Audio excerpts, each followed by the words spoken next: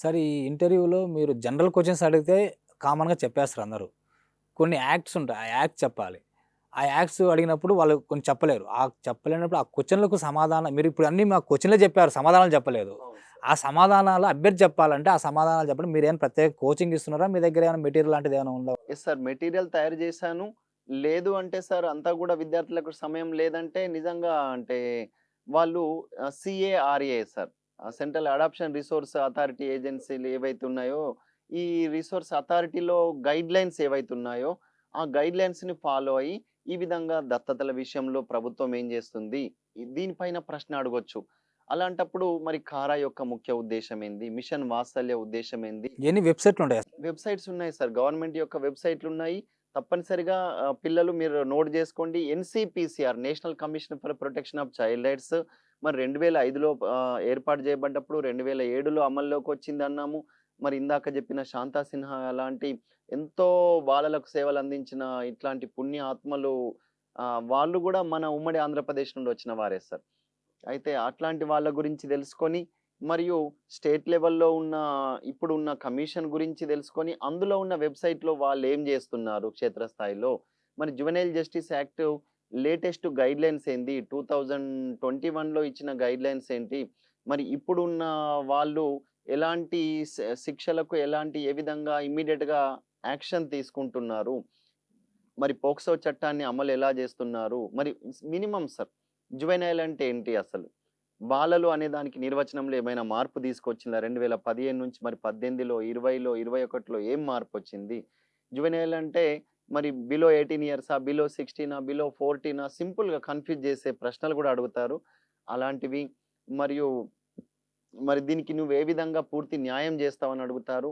దీనికి సంబంధించిన information material పూర్తిగా రూపొందించాను సార్.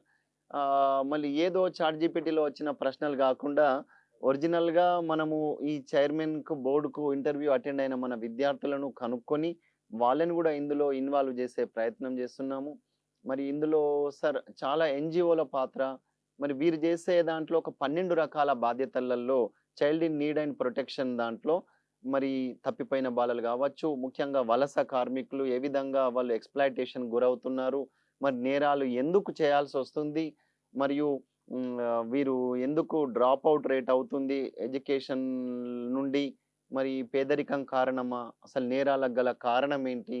ఎందుకు చర్యలు తీసుకోవాలి? తీసుకుంటే ఈ చర్యల్లో ఇంకేమైనా మార్పులు జేయొచ్చా? అయినా సరే మళ్ళీ ఎందుకు ఒక్కసారి నేరం మోపబడిన లేదా నేరారోపణ అయి ఒక సదనంలో ఉన్న వ్యక్తి లేదా జువెనైల్ హోమ్‌లో ఉన్న వ్యక్తి మళ్ళీ ఎందుకు నేరం చేసే అవకాశం ఉంటుంది?